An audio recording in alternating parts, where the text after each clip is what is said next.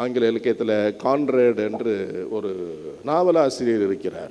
அவர் இளைஞராக இருந்த தருணத்திலே கடலிலே கப்பலை ஓட்ட வேண்டும் என்ற ஆர்வம் அவருக்கு உண்டு. எனவே இந்த கப்பல் ஓட்டுகின்ற பயிற்சியிலே சேருகின்றார், பயிற்சி எடுத்துக்கொண்டிருக்கின்றார். அந்த பயிற்சியை அவர் எடுத்துக்கொண்டிருக்கின்ற பொழுது நடுக்கடலிலே செல்லும் பொழுது திடீரென்று புயல் கிளம்புகின்றது. எங்கிருந்து வந்தது தெரியவில்லை, திடீரென்று புயல் வருகிறது.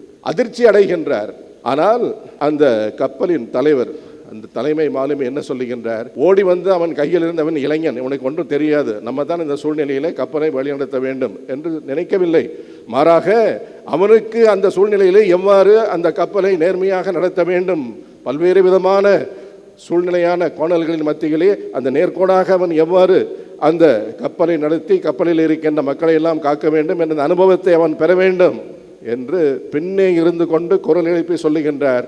சுக்கானில் இருந்து கையை எடுக்காதே, எதிரிலே காற்று வீசுகின்றதா, அந்த காற்றின் உள்ளே நேராக கப்பலை செலுத்து. காற்று வேகமாக இருக்கின்றது என்பதனாலே வலது பக்கமோ இடது பக்கமோ போகாதே, நேராக அறுத்து கொண்டு போ.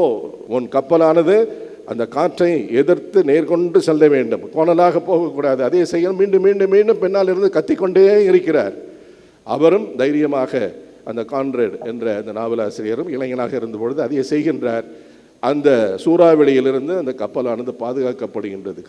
காப்பாற்றப்பட்டதற்கு காரணம் அந்த தலைவர் சொன்னதை அவன் கேட்டு அந்த நேராக கப்பலை செலுத்தினான். அந்த கப்பலை எதிர்த்து வந்த அந்த சூறாவளியை எதிர்த்து நேராக சென்றான், இரண்டாக பிளந்து கொண்டு சென்றான். தப்பித்தான், மக்களும் தப்பித்தார்கள், கப்பலும் கரை சேர்ந்தது. அவனும் சிறப்பு பயிற்சி பெற்றான். இன்றைய நற்செய்தியில் தாங்க சொல்லியிருக்கு, ஆண்டவர் இயேசுவுக்கு ஏராளமான துன்பங்கள், கஷ்டங்கள், எதிர்ப்புகள். அவர் எப்பொழுது நற்செய்தி அறிவிக்க ஆரம்பித்தாரோ அந்த நொடியிலிருந்து எல்லாம் நிறைவேறிட்டு தந்தையை ஆவியையும் கரங்களில் ஒப்படைக்கின்றேன் என்று சொன்ன அந்த தருணம் வரையிலும் துன்பத்திற்கு மேல் துன்பம், அடிக்கு மேல் அடி விழுந்து கொண்டே இருக்கின்றது. அடிமேல் அடி வைத்தால் அம்மியும் நகரும் என்று சொல்லுவார்கள். ஆனால் அவர் நகரவில்லை. அந்த தந்தை அவருக்கு பின்புலத்திலிருந்து சொல்லிக்கொண்டே இருக்கிறார், என் மகனே, அந்த மீட்பின் பாதை நேர்மையான பாதை. மக்கள் கொந்தளிக்கின்றார்கள் என்பதற்காக வலது பக்கமோ இடது பக்கமோ சென்று நீ உன்னையே தாழ்த்தி கொள்ளாதே. நீ எதற்காக அந்த மண்ணிலே வந்து பிறந்தாயோ அதை நிறைவேற்று.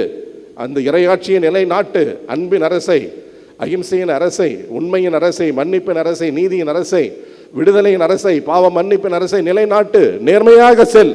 நேர்மையாக சென்றார், அந்த சிலுவையிலே உயிரை கொடுத்தார் என்று நாம் அவரை வாழ்த்துகின்றோம், வணங்குகின்றோம், போற்றுகின்றோம். நம்முடைய வாழ்க்கையிலும் அதுபோல இடரல்கள் வருகின்ற பொழுது, துன்பங்கள் வருகின்ற பொழுது சமரசம் செய்து கொள்கின்றோமா?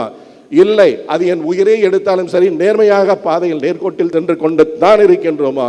எண்ணி பார்க்க வேண்டும்.